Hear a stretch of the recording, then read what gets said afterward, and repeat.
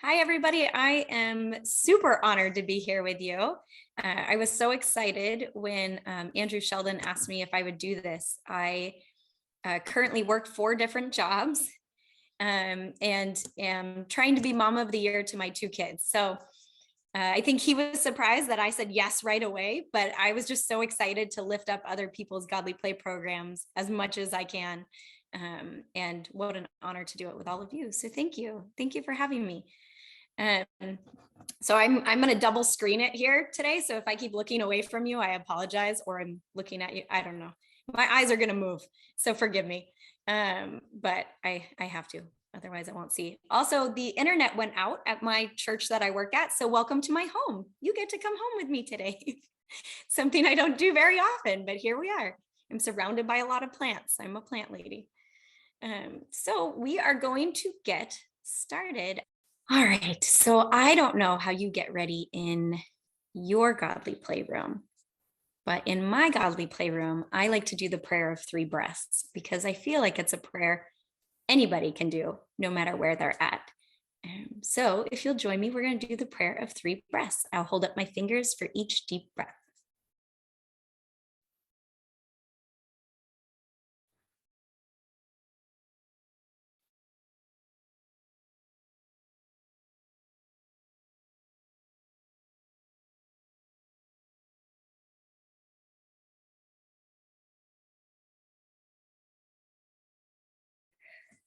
Amen. All right. Today, we are getting together to talk about nurturing your team of volunteers. Feel free while we're doing this to type in the chat. I think most of you have already wrote where you are, but also if you don't mind writing how many children you have in Godly Play on average and how many volunteers you have. And I will kind of siphon through those in a little bit and check it out, just so I know where everybody's at. So nurturing your team, this is one of my favorite quotes, reminding me to still be as passionate about the program as I want my volunteers to be. If you want to build a ship, don't drum up people to collect wood and don't assign them tasks and work, but rather teach them to long for the endless immensity of the sea. I love that. A lot of times my volunteers tell me that whenever we have a meeting, it just relights the flame from within of why they're passionate about Godly Play. All right, so today we have a 5-step plan. In this workshop, we're going to go over my 5-step plan to best care for your volunteers and in turn, build a healthy program with happy and passionate volunteers. Step 1 of the 5 steps is training. Individuals interested in participating in Godly Play should go through an official core training. I always say know the rules well enough to break them, but I do really encourage a 3-day core training, however you can fit it in. Train again. Repeating trainings every couple of years is immensely helpful as we focus on the intentionality and goals of Godly Play. There's also advanced trainings if you have been training multiple times. I still regularly go to a training every couple of years. Recruiting volunteers. We're going to talk about diversity. I should go back on the train again. I still go to trainings every couple of years to learn or relearn why I love the program. And I think that also shows my volunteers that I don't feel that I know everything about Godly Play, and I don't think anyone who trains knows everything about Godly Play. And so to readdress those intentionality, readdress the purpose of it, helps us stay focused. Okay, so recruiting volunteers, we have diversity. So when looking for volunteers, it's important to make sure others know what the program is and what is expected of them. Many times you'll get the same people volunteering. For children's ministry, it's usually former teachers, which is fantastic. But there are so many others in different roles, ages, and races who are all vital to the success of your program. So make sure those doors are open for everybody. Doing demos during a service of Godly Play really helps people to realize, we all know the story is just the gravy of the program. It's just the topping, it's the bow. but it does really help people understand what they're volunteering for. And that will help more people pop up that might be interested. So make sure to do some of those demos during, Advent, Lent, things like that. Oh, sorry, we're going to keep going. So also teens and youth, don't forget them. They can go through a training. They can partner up with a trained adult. I usually always have one teenager, one adult, whether they're storytelling or a door person, but they can take turns doing those roles. And there's something about having the big kids role model for those younger kids, that this program is so important that even the older kids want to make sure that they're there for your success. And the younger kids just love it. So I highly recommend getting your youth involved. And then create the 10 best ways for volunteers. We all know the story of the 10 best ways. Everybody's probably been doing Godly Play long enough for that one, right? But we like to share the 10 best ways for parents of Godly Play children. And I also like to do a 10 best ways for volunteers. So this will be a little bit different for everyone's programs, but important aspects I touch on are times to arrive, getting ready before children cross the threshold, and so on. So I'll show you what mine looks like so you have an idea. Arrive by such and such time. Check your materials. We all know how important that is. How many times have you found someone in the desert? Connect with the door person, storyteller. Make sure that you connect with your teammate beforehand.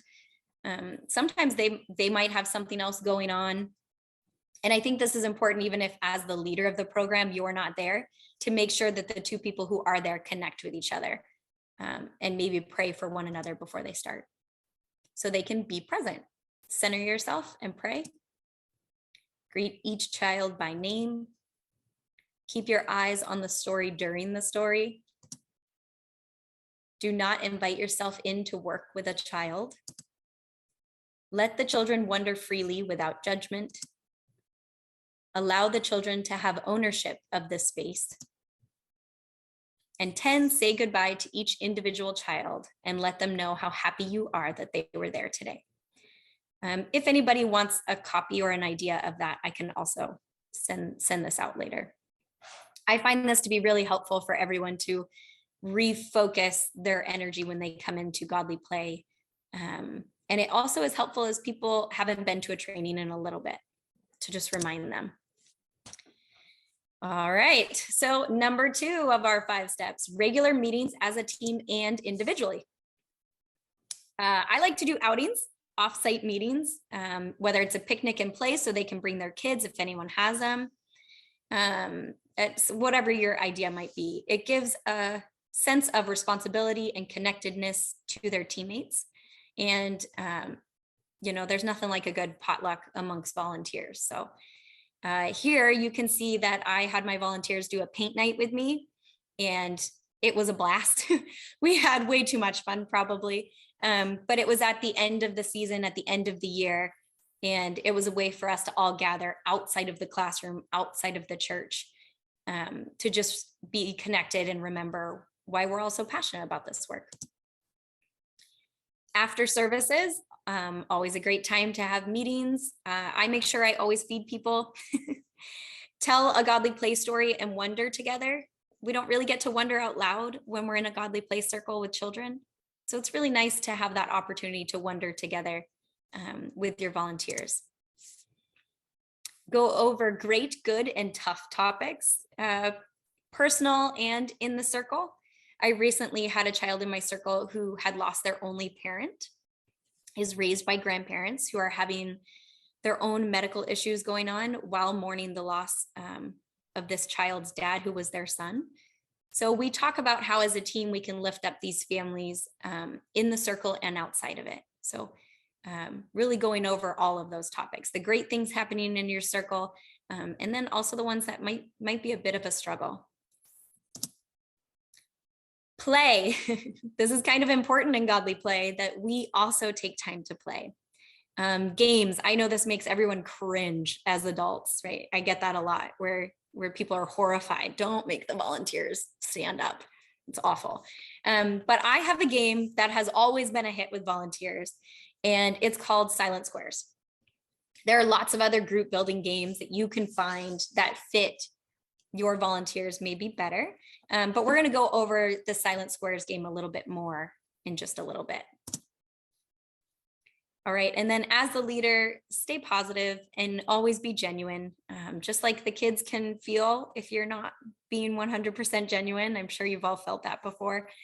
So can your volunteers. So listen and pray. I think it's important that we still take time to listen. Lately, over the past year and a half, my motto has been process and pray. So I take time to not react right away, just taking time to step back and process and pray. Silent Squares.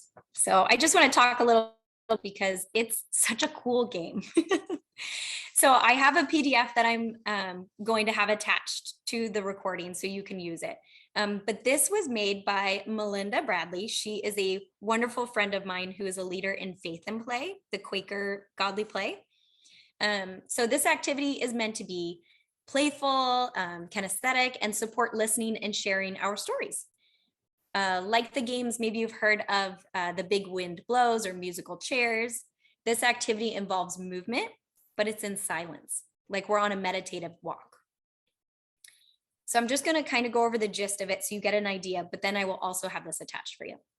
So you set out 5 to 6 carpet squares or cloth placements on the floor around a big open space for your volunteers. And then you have 5 to 6 questions printed to put inside of those little fun containers. You can use, I did a picture of a rosewood box because that's what I use, and a seashell. I have a clay pot like this that I got in Guatemala.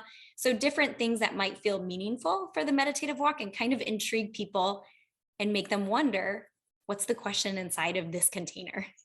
So they'll take their meditative walk towards that. You'll use a chime.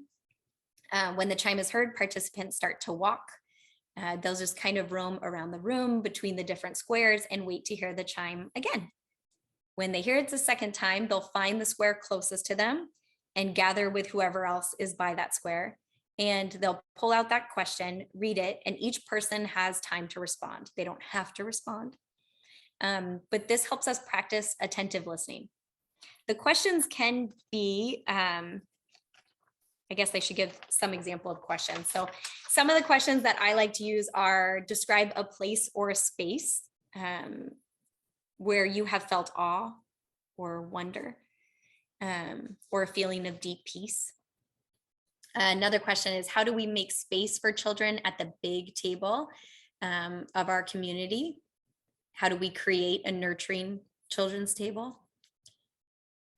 Share about an activity that feels like play for you when you lose track of time and let go of the outcome, but are deeply present in the moment.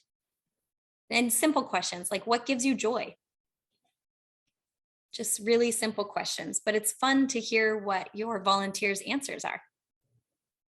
So it is all about attentive listening. And I thought that guy was cute. All right, so number 3, walk the walk. If you ask your volunteers to be in the Godly Play classroom once, twice, or 3 times a month, make sure you are showing the same level of active participation and continue your own trainings. If you are expecting them to go to trainings, make sure you are also going to those or to these web trainings, which are great as well. And thank them, and then thank them again and again. I'm sure you send out I send out a weekly email that kind of goes over attendance and something funny that happened in the classroom or a beautiful wondering. And then I always end with, a thank you about how important it is that they give their time for the classroom. But I also think it's nice to take time to make a little something. Sometimes I will take a work day if the kids have a work day. And before we go in the classroom, I will discuss how during the work time, while they are working, I'm going to be working on something for all of our Godly Play volunteers. And what's really fun is when other kids want to use their work time to do the same. And the volunteers really appreciate that little gift. There are some people who really just need that physical thank you. So, and number 5, prayer.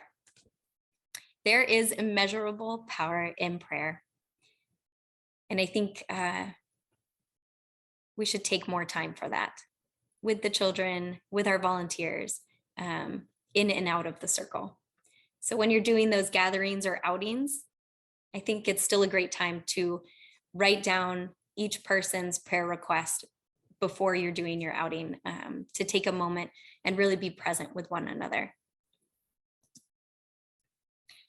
And of course, we have had the pandemic. It says this past year, but let's be real, the past 2 years. Yikes. So I don't know if when you like read that, does that just feel heavy for anyone else? I'm tired. Okay, so pandemic trauma is very real and has been draining for all of us leaders in ministry, our volunteers, and our children. So since March of 2020, things have been tough. Our programs have been rocked. Volunteers have been in tears, children feeling separated from everyone else. And there have been some incredible ideas out there on how to lift everyone up, ideas on what people in leadership roles have been doing for their children. And I'm sure that all of you have your own ideas. So I actually asked some of my friends what they have been doing with their Godly Play volunteers during the pandemic. And, I hope this is all coming to a close and we're all moving on with our lives, but I still wanted to share these with you so maybe they would spark some interest in your own ideas. So here is my friend Olivia. And you might need to turn up your volume a little bit, but here she comes. Hello. So I was asked by the fabulous Joy Studer about how we've been taking care of our volunteers at St. John's in Northampton. So throughout the pandemic, I tried to keep in touch with our volunteers. We were lucky enough to be able to have classes outside for quite some time, and so our volunteers were able to really be a part of things as they felt comfortable. There was no expectation, of course, and we were all masked and outside. And then when we needed to move inside for the older kids to be on Zoom and the younger kids to get bags, and do story walks, there really wasn't a lot of opportunities for our volunteers to be a part of the actual day-to-day stuff. So I encouraged them to tell stories, and it would just be myself and them in the room, and we would record them telling the sacred stories, which we would send out to our families. As we're opening up again, it's just kind of crazy. All of our volunteers have been vaccinated, and they were all really willing to come on in, but because students hadn't been vaccinated, we stopped our program year in the end of May, and not all of our youth had been vaccinated, and certainly not our children and our younger kids. So we still came back outside, and I was the one who was in the circle telling the story, and we had our volunteers greeting people with non-touching, and certainly 6 feet apart.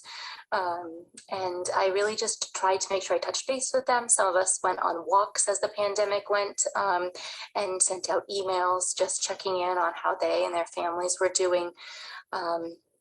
But everyone here took it very seriously, and it's been really wonderful, even though program year is over, that we've all been able to get back to church and be able to see each other again, and really be able to live in that communion with each other. And we're looking forward to next year when we can get back to a more traditional way of being together. Okay. And this is my friend, Anna Thomas. Some of you might know her. She is in Florida, and we are fellow missioners together. She's my kindred spirit, one of those bosom friends that you have forever and ever. Hello, I'm Anna Thomas, and I am in Boca Raton, Florida at St. Gregory's Episcopal Church. And one way that we're trying to support our Sunday school team is by playing after a year of meeting on Zoom. And if you had told me a year ago in March or over a year ago in March that we were going to still be meeting on Zoom, I would not have believed you, and I might have started crying. But as things open up and our church opens up, we were able to have our last family Rise and Shine of the season in person, which was really, really, really exciting. And we were lucky enough to get a new family that will be starting Godly Play in the fall, offered to sponsor a big family event for us. We were just going to have a little get together, but it turned into something much more exciting. We rented a huge water slide, and there was lots of food for everyone to eat. And because we're in South Florida, it was warm for everybody to just be outside, and they even got us an ice cream truck. And so the best way for us to be together and for us to encourage each other and lift each other up was to get together and just play. All the parents that were so tired were able to gather in the shade and watch their kids be together again for the first time in so long. And all the teachers got to just relax and enjoy being together, thanks to the generosity of the family. And then we decided everyone needed a break. And so the summer is nice and quiet. And I think that that's important too, to just have time to rest and relax. And so in the middle of August, we're all going to get together for a meeting, which will really be a dinner with some conversation about how we're going to open up in the fall. Our church happens to be under construction in our Sunday school classrooms. So we have to have more than just a COVID conversation. We have to have a conversation about how kids are going to get safely in and out of the building. But we're going to do that over dinner so that it feels like friends getting together again. So I hope this helps. And I encourage all of you, if you're in a place where you can, get together and play. There goes Anna raising the bar with an ice cream truck, by the way. She's so fancy.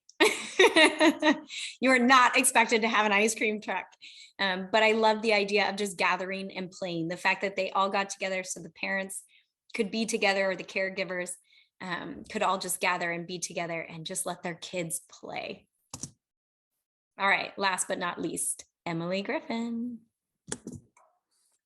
Hi, I'm Emily Griffin. I'm a Godly Play trainer and board member, and I've been asked to speak about a couple of different ways that you might nurture leaders in your own setting. One thing I did last month as we were ending our program year is I mailed each of our leaders a small wooden handheld cross from Godly Play Resources, included a handwritten note with some suggestions for how they might use these crosses in their own prayer and meditation. Leaders appreciated receiving something tangible and solid after a year of virtual contact, and they also appreciated something that spoke to their own spiritual lives. Another thing I did was that I organized several of our parents to make recordings of their children offering thanks for such a great year. We took those clips. I hired a high schooler to put them together, to add some music, and then create a single link that I could send out to our leaders and families. It was just a way to personalize what might have seemed like a more distant thank you. I hope these suggestions are helpful as you think about how to nurture leaders in your own setting. I loved the piece that Emily brought up, two really important things. One was that after being virtual for so long, and I don't know where everyone's at in their program, but to give something tangible to the leaders that they could actually hold and have. And then the other piece of having the children do a video thank you. I don't know about the kids around you, but I feel like my kids around here are just busting at the seams to show off all the cool things they can do and say. And it's just been so long that they haven't been able to do that. And I love that. So I'm sure there are lots of kids who would love to do a video. All right. And now I want to thank you. So the fact that you showed up or watching this recording later shows your investment in your program and your volunteers. You are all doing great, important work. And I'm happy if I can lift up even a small part of it. So thank you. Thank you for planting the mustard seed and growing your programs. Does anyone have any questions for me?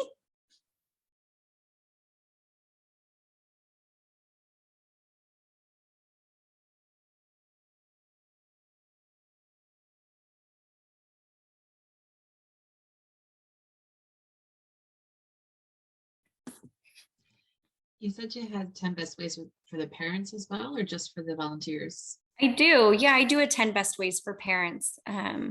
Yeah, and I think that really that helps parents ask the right questions, I suppose, offering up a lot of wonderings instead of the always, um, what did you learn today? And then also helps them showing up on time so their kids don't feel rushed for godly play. They have time to get ready. It also gives parents an idea of why we do that. Why do we go over this? I also always send home parent pages from Godly Play Resources with my stories. I find those resources to be incredibly beneficial for parents, for caregivers. We only have them for a very short period of time. The parents are with them all week. So those pages are fantastic because they give the parents wondering questions and an overview of the story. So if you haven't used those, I highly recommend them. They are worth it. They're a digital download and then you have them forever. And so they're really beneficial. So I also encourage parents on the 10 best ways to use those. Thank you. Would it be possible for you to share those with us? And I'll send them out with the video link. Absolutely. That would be- Yeah. Let me add that one. I'll add it with the silent squares. Thank you. And just remember, it will fit my program. So just make sure you edit it to fit your own. So I will attach the 10 best ways for parents and volunteers, if that's helpful. Joy, can I just ask, when you was talking about games with the volunteers and you said about the secret squares, as they go around and they pull out a question, you get them to wonder with whoever's around them. Yes. Is what you do after a while. Okay. Yes. Yeah. So they, it might be 2 or 3 of them, depending how many volunteers you have. But they gather around at that one circle or square, wherever they're closest to. And then one of them will read the question out loud. They can all stop and think about it. You always have people who answer really quickly and some who might want to process it a little longer. So we just make sure everyone has an opportunity to answer if they want to. Some people might not want to. But it is a really neat way to see how everyone feels connected in that question. You really get to know each other a lot better. Yeah. And then you start wandering around again. And sometimes I'll go out and push a volunteer a different direction because I notice they always end up together, a couple of volunteers. So I'll kind of guide them. So they're not always together and they get to know other people in the volunteer circle. So I got to the point where I had 23 consistent volunteers. So it was really important to me to kind of get them all to know each other really well. That sounds really good because we've had some new teachers join, and then obviously we've had some ones that have been there for several years. And then with the pandemic, I feel like we haven't really connected. Yeah. So I feel that's a really good game to start off where, like you say, it's something that as an adult you can do without feeling that you're asking them to do, So no, could I have, if you don't mind, when you send your PDF, a list of the sort of questions that you have? Sure, absolutely. Okay. Yeah, I will make sure that's all with the silent squares outline. And yeah, I can't recommend this game enough. I know every time I say to a group of volunteers, we're going to play a game, because I go into different people's programs to help boost it. And so they don't know me at all. And I come in with my cheerleader energy and scare them. But I'll say, we're going to play a game. And I could see them all cringe. Oh, the worst. But then I walk them into a space, whether it's a sanctuary or just as simple as a fellowship hall or even outside. And I have this set up with very intriguing objects that are meaningful to me, but intriguing to all of them. And then I start to see it pique their interest and they start to wonder what's in there. What's it going to say? And so it's a really nice opportunity. It's just a nice meditative walk. It's not fast paced. It's not goofy, but it's a way for adults to still play together. Yeah, I highly recommend it. Yeah, I'll definitely try that. Good. I'm glad. Can I ask a question to clarify something you said about training? Yes, fire away. So you were saying about doing the official 3-day training. So would you encourage all your volunteers to have done the core training? Okay, that's what I thought you meant.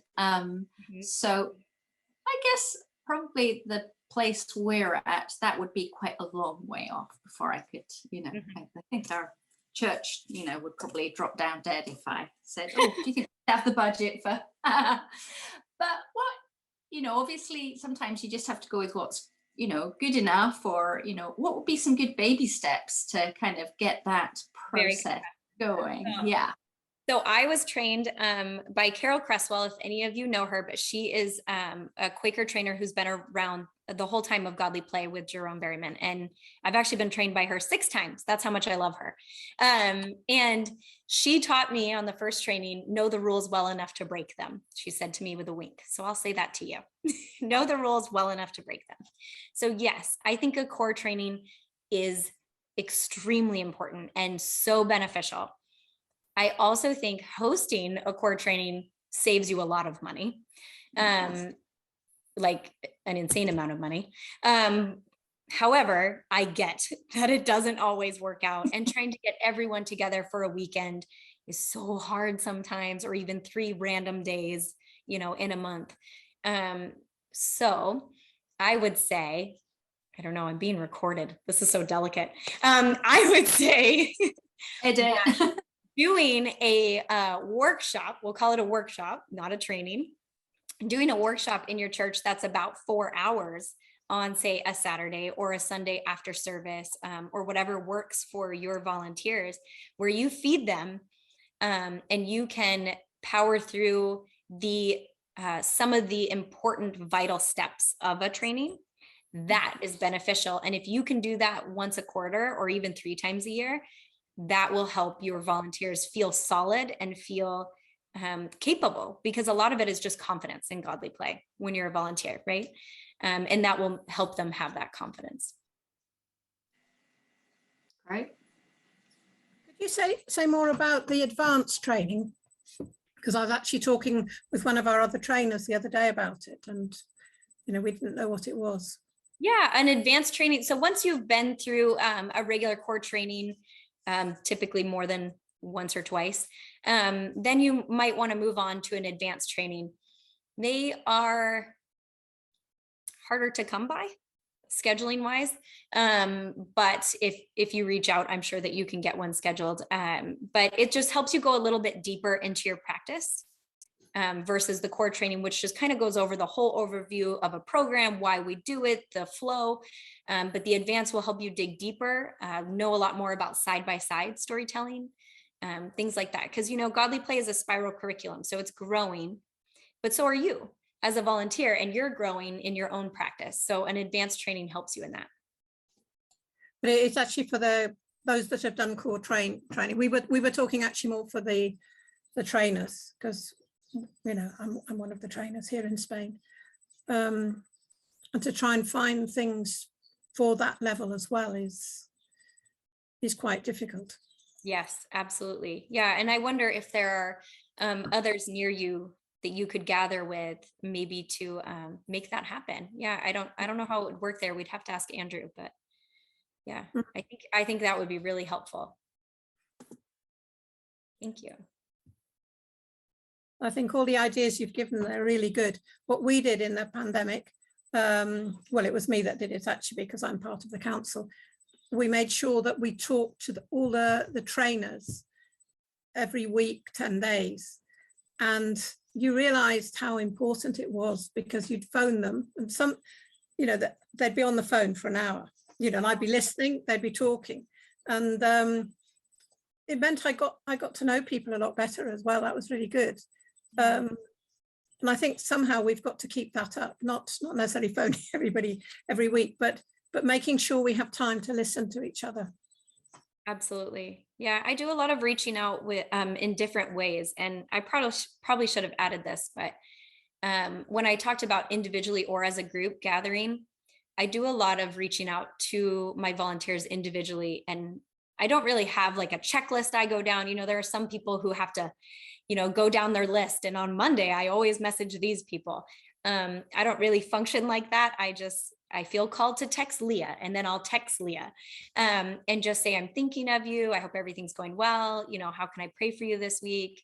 Things like that, of just a check-in that has nothing to do with Godly Play, can really help your volunteers feel seen, and how important they are. But all of my volunteers like to connect differently. So I have some on Facebook Messenger, and that's the only way they talk. And then I have some that text, and some like a phone call, and some email. Everybody's in a different little realm, and some like Zoom, but a lot of us are zoomed out. And so there's a lot of trying to figure out the way that they connect best. And sometimes I just have to ask, what way do you want me to connect with you? So, or I pick up on it because they always message me on Facebook Messenger at 10:30 at night. So I can tell some of you can relate to this.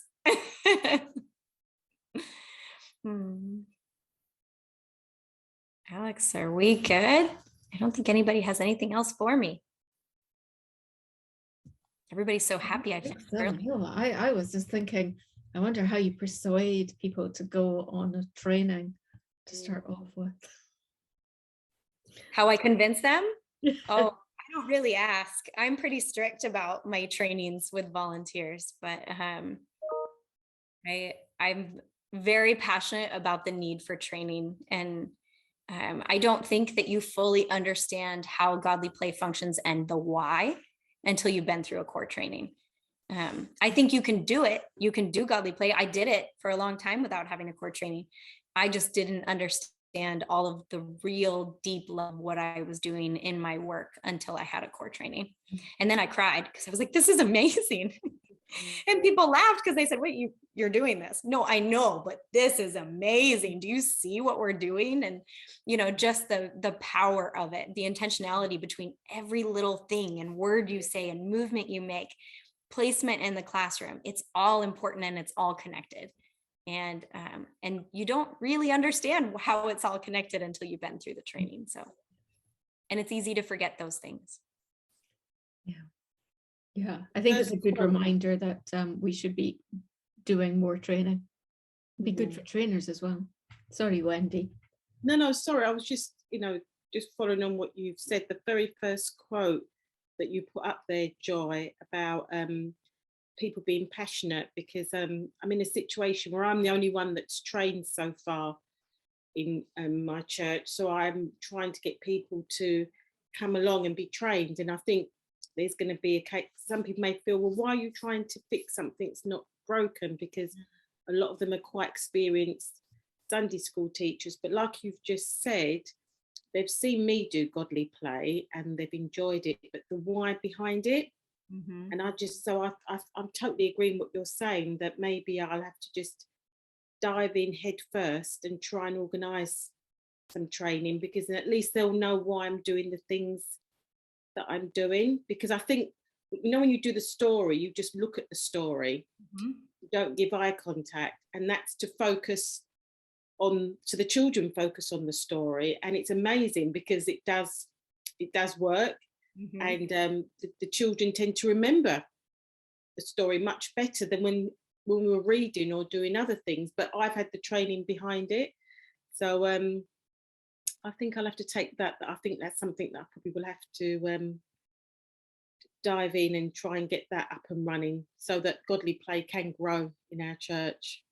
Absolutely, Wendy. Yeah, spot on. That's exactly it. Just you're giving them the tools so they can be successful and the program can be successful. I actually made it a requirement for my volunteers that they had to go through a core training. Right. So it was part of the gift that they're giving, is their time to be trained. And I would give them a 1 year, like, you have a year to go through a core training. So you figure out which one you want to go to, but I need you to go to one. And then we would end up hosting one about every 4 to 5 years. So they could come and just do it at the actual church that they're at. And so that helps too. But yeah. I think another thing about Godly Play that I find why I'm personally quite passionate about it, I just find that, I've been doing Sunday school on and off for about 30 years. I just feel that Godly Play ministers to me before I've got to the classroom to teach the children. So I feel like I get a lot out of it personally by the stories and, the way that you read scriptures and you enter into the story yourself. And I just find in preparing it that you don't get burnt out or I don't feel like, oh, look, I'm giving. I feel like I've received quite a lot myself before I start. So that's why one of the reasons why I feel quite passionate about it. Absolutely. And part of the reason why you're able to get that, which is how I think most Godly Play volunteers feel, is because you have been through a core training. Right, So you yeah. know why you're doing what you're doing. And so you're able to receive those things and not memorize a story. Right. Because that's not what we're doing. And so that is really important to understand. And people, and a lot of people won't get that concept until training. So yeah, mad props to you for recognizing it and receiving it. I get a lot more from a Godly Play session than I do sitting in church service. So yeah, I do. So yikes, that was recorded. But when I first went to a Godly Play training, I had a newborn. What was he? I don't even think he was a month old, strapped to me in a carrier, and went to the training. And I said, I don't want regular Sunday school for my kid or any kid. I always felt like I moved every other year of my life growing up. And I always felt like I was just a number in another Sunday school class, in another Sacred Heart church, because every single one I went to was called that. And I wanted something more for kids. I wanted them to be seen. And obviously Godly Play does that tenfold, right?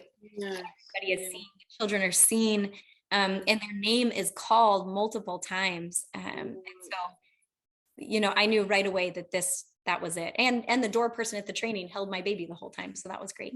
But it's one of those programs where the children feel connected and they feel loved. And what more could we possibly ask for, you know, out of Sunday school? It's incredible. I had it when I was a kid. Yeah, it's pretty amazing. And I noticed particularly when, you know, I've used several different Sunday school programs, but when we started with Godly Play, it was the depth of the answers and the wondering of the children. I'd never seen that in any other program. You know, they really, that's what decided me. But also when I'm doing training programs now, I'm mostly training Roman Catholic teachers, pastoral directors, etc. And they're just overwhelmed by it as well. So, you know, if they are, obviously they can get that across to their children as well. Yes. Thank you for sharing. It's time to say thank you very much to Joy, and to say thank you very much to you as well for coming along to this session. Thank you. Thank you for having me. I'm honored to be here with all of you. It was wonderful. Absolutely wonderful.